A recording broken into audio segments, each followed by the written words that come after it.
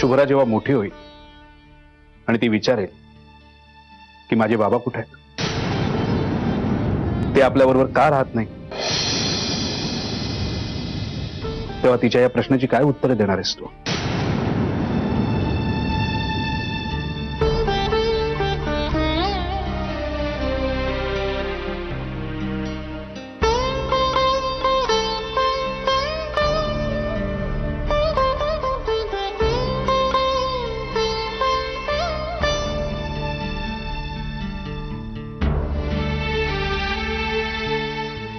तिच्या या प्रश्नांना मी काय उत्तर देईन याचाच विचार करून बेचैन होते मी.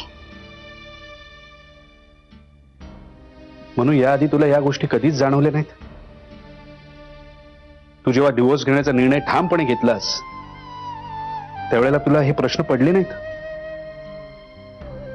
प्रश्न पडले होते, पण तेव्हापासून आतापर्यंत मी माझ्या मनाची समजूतच घालत आली आहे.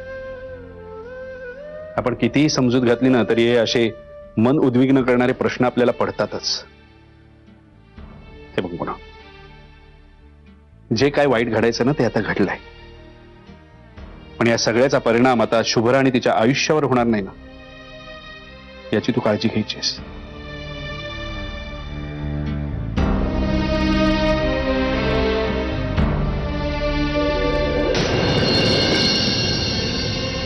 खरं तर माझ्या आणि मंजिरीच्या केस संदर्भात घरातल्या कोणालाच मला कोर्टाची पायरी चढू द्यायची नव्हती. व्यंगाला पण सांगितलं मी कोर्टात यायचं नाही म्हणून, कारण आमच्या संसाराचे कोर्टात धिंडवडे निघताना बघून तुम्हा सगळ्यांना किती क्लेश होतील याची जाणीव आहे मला. पण दादा, पण वेळच तशी आली आता. तो नीच माणूस तुझ्या माझ्या नात्याबद्दल खूप घाणेरडं बोललाय. खरं तर त्याची तुझ्या जोड्यांजवळ उभी राहायची लायकी नाही, पण तरीही तो तोंड वर करून जगासमोर वाटेल ते बरळतोय.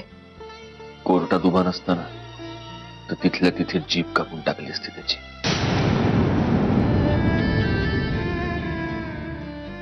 एनिवे, तुला हा सगळा त्रास सहन करावा लागतोय त्यासाठी खरंच सॉरी. दादा, तू जर सॉरी म्हणणार असशील तर मी तुझे आभार मानायला पाहिजे. आजपर्यंत तू माझ्यासाठी जे सगळं केलंयस त्यासाठी.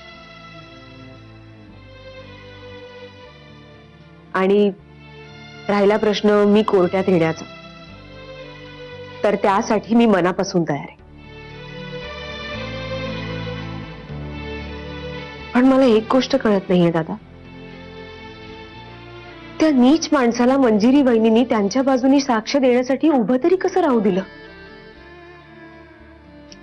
जाऊ दे, त्याबद्दल आता आपण विचार करत बसण्यात काहीच म्हण नाही.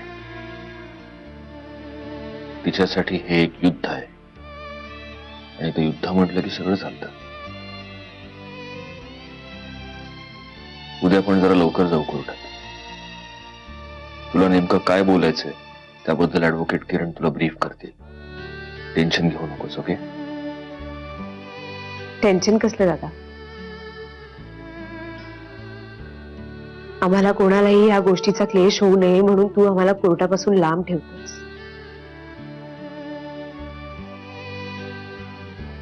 आणि स्वतः तिथे कोर्टात बसून रोज या क्लेशाला सामोरं जातोस.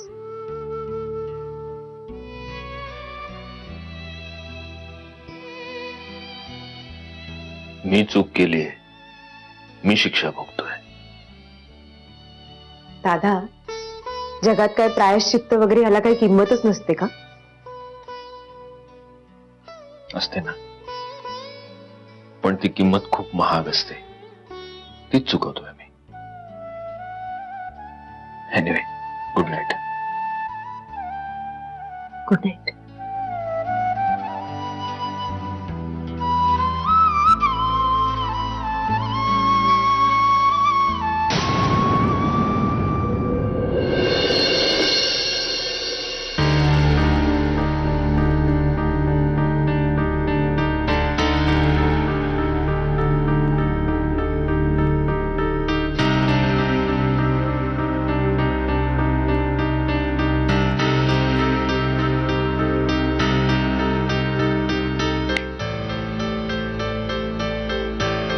तू कधी आलास? आत्ताच. काय विचार काय चाललाय? काही टेन्शन? आज कोर्टात माझी साक्ष आहे ना, त्यातच टेन्शन आलंय रे. टेन्शन कशाला? जे खरं तेच सांगायचं तुला. अरे पण कोर्ट म्हटलं की भिचकायला होतच ना. याआधी फक्त एकदाच गेले होते कोर्टात आणि तेव्हाही हातपाय गळले होते माझे. तो हलकट सुटला होता माझ्यामुळे. पण त्यावेळेला परिस्थिती वेगळी होती मंजुषा. खरंय तुझं. आता इथे दादा आहे, तू असशील. मी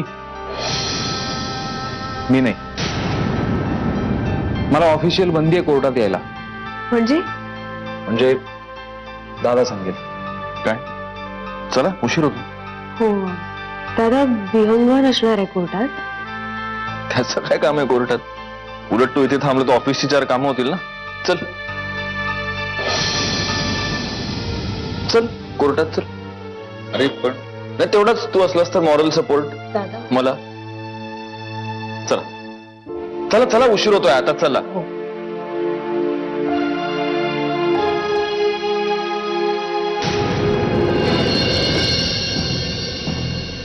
ते लग्न कधी झालंच नव्हतं. मी दादा होळकर नावाच्या माणसाला एका माणसाचा खून करताना पाहिलं होतं.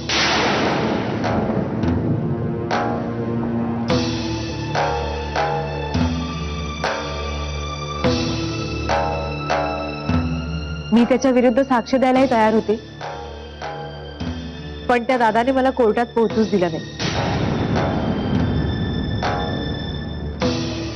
माझ्या आई वडिलांचा अचानक एका अपघातात मृत्यू झाला.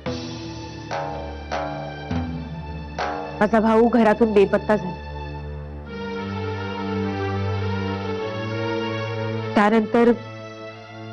त्यानंतर काहीच दिवसात मी दादाच्या घरी त्याची बटीक बनून राहत होते.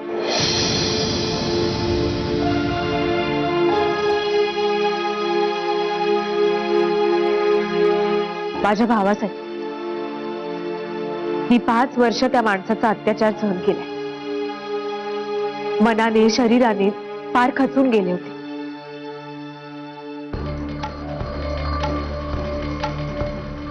कुठल्याही गोष्टीला प्रतिकार करण्याची शक्ती माझ्या अंगात उरली नव्हती.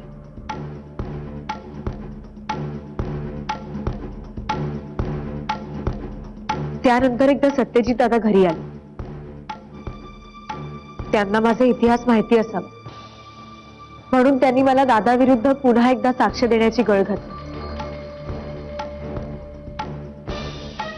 ते आणि त्यांच्या कुटुंबातले सगळेच माझ्या पाठीमागे भक्कमपणे उभे राहिले. जेव्हा मी दादाच्या घरातून पळाले तेव्हा सत्यजित मुधोळकरांनीच मला मदत केली होती.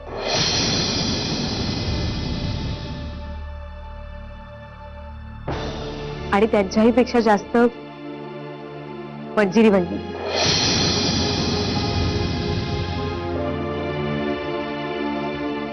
मुधोळकरांच्या घरात मला दादांनी नाही, मंजिरी वहिनींनी आणलंय.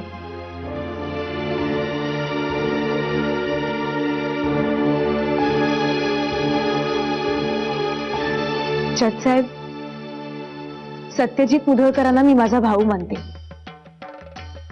तो मला मोठ्या भावासारखा आहे आणि आजपर्यंत एका भावाची सगळी कर्तव्य त्यांनी निभावली. मनाने अपंग झालेल्या मुलीला त्यांनी जगण्याची उमेद दिली आणि तेवढ्यावरच तो थांबला नाही.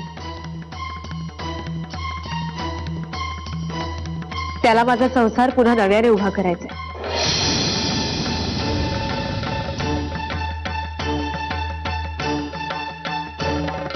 लग्नाच्या नावाखाली मी 5 वर्ष बलात्कार सहन केलाय.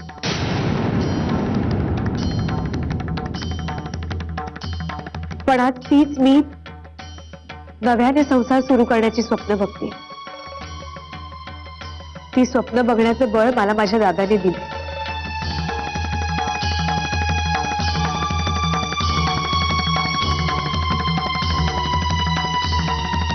मला एक मुलगा आवडतो. आणि दादा त्याच्याशी आमच्या लग्नाची बोलणी करणार होता ही केस सुरू होण्याआधी.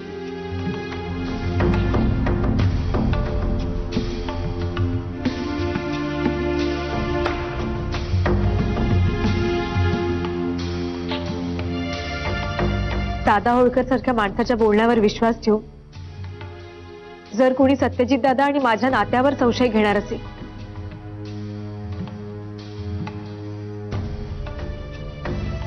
तर ते सैतानाच्या साक्षीनं देवाला फासावर देण्यासारखं ठरेल.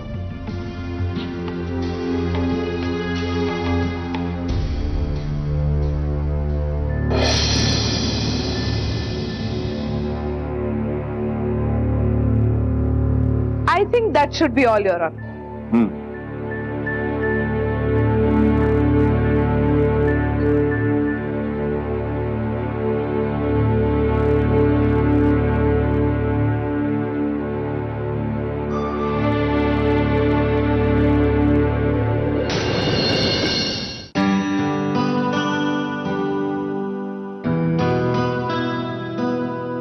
मिसळ खाणार मिस्टर मुधोळकर? आमच्या कोर्टाच्या कॅन्टीन मध्ये मस्त मिसळ मिळते. माय ट्रिक. तुम्ही भलत्याच खुश दिसताय. आहेच मी खुश. बुद्धिबळ खेळताना समोरच्याला चेक दिल्यावर जितका आनंद होतो ना तितका आनंद झालाय मला. मंजुषाच्या साक्षीनं या कोर्टाच्या केसचं पारड थोडस आपल्या बाजूनी तिळट झालंय. नाहीतर त्या दादा होळकरच्या साक्षीनं एक फ्रीक शो मांडला होता कोर्टात. पण मंजुषाच्या साक्षीनं सगळी हवा काढून घेतली तरी. तर ह्या सगळ्याचा रात्री घरी जाऊन मला त्रास होणार आहे तो वेगळा. But right now I am as happy as a child in the Disneyland. रात्री त्रास होईल म्हणजे? त्रास होतो म्हणजे कोर्टात काही गडबड झाली ना की माझा बाबा घरी जाऊन काहीही अरबट चरबट खातो. मग त्याला त्याचा त्रास होतो. त्याला त्रास होतो म्हटल्यावर मला रात्रभर जागावं लागतं त्याला धीर देत. हा सगळ्याचा त्रास होतो. कोर्टात तुम्हा दोघांकडे बघून कोणीही म्हणणार नाही की तुम्ही बाप आणि लेक आहात. आहोत खरे. By the way mister Mudholkar, I must say तुम्ही मंजुषासाठी जे काही केलंय ते खरंच खूप कमेंटेबल आहे. आयुष्यात अनेक चुका करता करता काही बऱ्या गोष्टी घडल्यात हातून. त्यातलीच ही एक. मॉडेस्टी इज दाय नेम मिस्टर मुधोळकर. एनिवे चला मिसळ वाट बघते. तर मिसळीचा असा झंका आला ना की मग माझ्या डोक्याचं स्पीड वाढायला लागतो. मला जास्त सुचायला लागतं. आपण समोरच्याला चेक केलंय पण चेक मेट करण्यासाठी खूप कष्ट उपसायचे. चला गेल्या जन्मीचा माझ्यावर सूड उगवायचा म्हणून तुझ्या मुलीचं वकीलपत्र तुम्हाला दिलंस? अरे कोर्टात मी असं तोंड घशी कधीच पडलो नव्हतो. हा आपला स्टार साक्षीदार कोण तो दादा होळकर, त्याचं क्रिमिनल बॅकग्राऊंड तुम्हाला सांगितलंच नाही. असं काय करतोस प्रभाकर? मी तुला आधीच सांगितलं होतं की तो माणूस किती क्रुकेड आहे. अरे बाबा, क्रिकेट असणं वेगळं आणि भर रस्त्यात आय विटनेस समोर एखाद्या माणसाला ठार मारणं वेगळं. त्या दोन वेगळ्या गोष्टी आहेत हे तुला कळत नाही. पण हे जर तुला कळत नसेल ना तर एखादा मेंटल असायला मध्ये ऍडमिट हो, बरावर मग माझ्याशी बोल. ही आय विटनेस त्याची बायको आहे आणि तीच बाई तुझ्या जावयाची, काय त्याचं नाव मुधोळकर, त्याची मानलेली बहीण पण आहे. काय कॉम्प्लिकेशन्स आहे तो. प्रभाकर, तू मला जे जे प्रश्न विचारले होतेस ना त्या सगळ्या प्रश्नांची उत्तरं मी तुला दिली होती. हो म्हणजे मीच गाढव, मी तुला करेक्ट प्रश्न विचारले नाहीत असंच म्हणायचं ना तुला. मी तू खोकवत होता म्हणून मी तुला विचारलं का रे बाबा खोकला झालाय का? पण तुझ्या कमरेचं हाडही मोडलं हे तुझ्या खोकण्यावरनं मला कळायला हवं ही अपेक्षा आहे तुझी. हे बघ प्रभाकर, तू होल्ड इट. माझं संपलेलं नाही अजून. आणि सगळ्यात हाईट तर ही आहे, ज्या बाईशी तुझ्या जावयाचे काही अनैतिक संबंध आहेत ही गोष्ट आपल्याला सिद्ध करायची होती कोर्टात, त्या बाईला तुझीच मुलगी मंजू स्वतःच्या हाताने आपल्या घरी घेऊन येते. आणि एवढी महत्वाची गोष्ट मला सांगावं असं तुला वाटत नाही? नाही, खरं तर ही गोष्ट मला सुद्धा माहिती होती. असं होत नाही पृथ्वी. अरे अपुऱ्या माहितीवर केसेस लढल्या जात नाही. तिथं शब्दावर सालपट काढली जातात. आणि ती वकील किती डेंजरस आहे पाहिलंच ना तू. तू वरचं झाकायला जाईपर्यंत तुझं खालचं सोडून पार नागळा करेल तुला. हॅलो, असं बघू नको माझ्याकडं. मला माहितीये माझी मुलगी आहे ती. पण इथं ती माझी मुलगी नाही. She is my opponent, dangerous opponent. बघ, नाव let me give you the clear picture. आपले सगळे साक्षीदार इथं उताणे पडलेले आहेत. नाही, आणि कायदा जरी किती आईच्या बाजूने असला आहे, पण हा मुधोळकर तुझा जावई बाप म्हणून किती ग्रेट आहे ना, हे सतत कोर्टासमोर बिंबवलं जात आहे. आणि त्यांची वकील किती स्ट्रॉंग आहे तर तू पाहिलंच आहे. सॉरी पृथ्वी, आता काय होईल हे मी नाही सांगू शकत.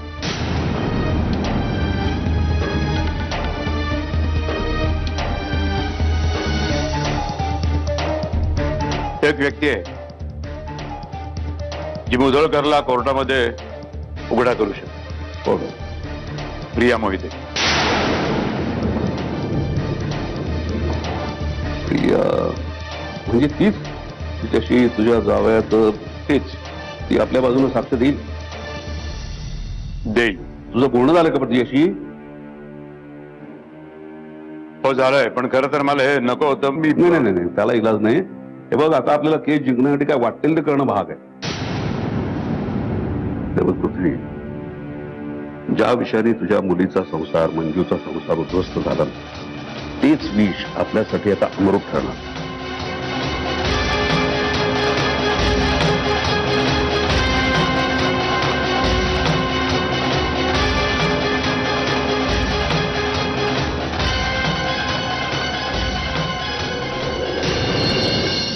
नयन नयन तुम्हारे नयन आईज आईज हाँ आईज आईज तुम्हारे आईज यू आर दर्पण दर्पण D D D D A D A R R ये आर दर्पण अगर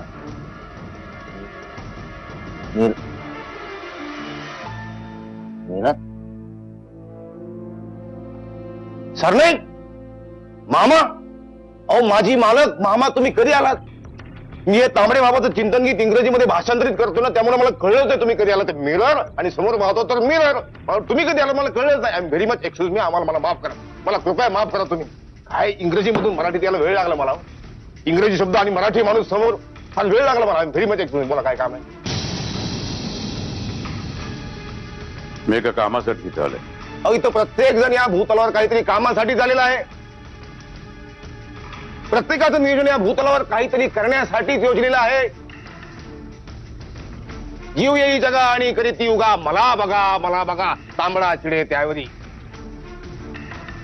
परंतु जो काम करी निमूट, मागे ना सूट, त्यासी देई सुख तांबडा चिमूट चिमूट. तांबडे बाबा गीतमाला प्रश्न क्रमांक 754. तात्पर्य काय? तुमचं माझ्याकडे काहीतरी काम आहे, बोला काय काम? मी आलोय ते काही बोलू नका. तांबडे बाबाच्या कृपेने आमच्या सगळं लक्षात आलंय की तुम्ही आमचे आभार मानायला आलेला. आम्ही कोर्टात तुमच्यासाठी उभा राहिलो, तुमच्या माझी जावयाविरुद्ध साक्ष दिली, त्याबद्दल तुम्ही आमचे आभार मानायला आलात. माझी पाठ सुटायला आलात. सोडता माझी पाठ, कॅपी ठोपाट पाठ. मला प्रियाला भेटायचंय. हो, म्हणजे तुम्हाला आम्हा दोघांचा सामूहिक कौतुक सोहळा करायचा आहे. Thanksgiving ceremony for both of us. तिला लवकर बोला, माझ्याकडे वेळ कमी. Yes yes, I have to. Motiwale बाई, ओ मोतीवाले बाई, look who has arrival. Mister Sarnaik, तुम्ही? मिस्टर सरनाईक काय म्हणताय तुम्ही? मोतीवाल्या बाई, एकतर काका म्हणा किंवा मामा म्हणा. मामा सूट फॉर माझी मालक, माझी मालक मामा. काय सांगू मामा, केवळ तुमच्यासाठी आणि तुमच्यासाठीच आम्ही कोर्टाची पायरी सोडलो. नाहीतर त्या कोंदट वातावरणात आमच्या नाजूक, कोमल, अवखळ आणि दडीवाळ मनाला किती यातना झाल्या तुम्हाला काय सांगू. सोडलो आम्ही कोर्टाची पायरी केवळ मामा तुमच्यासाठी, तुमच्या मुलीसाठी. Because your daughter is pure Ganga's water. आमच्या मंजिरी बहिणी म्हणजे गरीब गाय असं वाटतं धरावे त्यांचे पाय. शराब दाता तुम्ही सुद्धा बघा. त्याच घरात राग राग मान. मिस्टर सरनाईक तुम्ही बोला. मिस्टर होळकर राग राग. यांच्या घरात हेच मोठ्याने बोलणार, आमच्या घरात हेच मोठ्याने बोलणार. You may proceed. त्या कोर्टाच्या वातावरणाचा परिणाम जज रागवले. मिस्टर होळकर प्लीज बोला तुम्ही. तुझा प्रेमी सत्यजित मुधोळकर आणि माझी मुलगी यांच्या घटस्फोटाच्या खटल्यात तू मुधोळकरच्या विरोधात साक्ष द्यावी अशी माझी इच्छा आहे.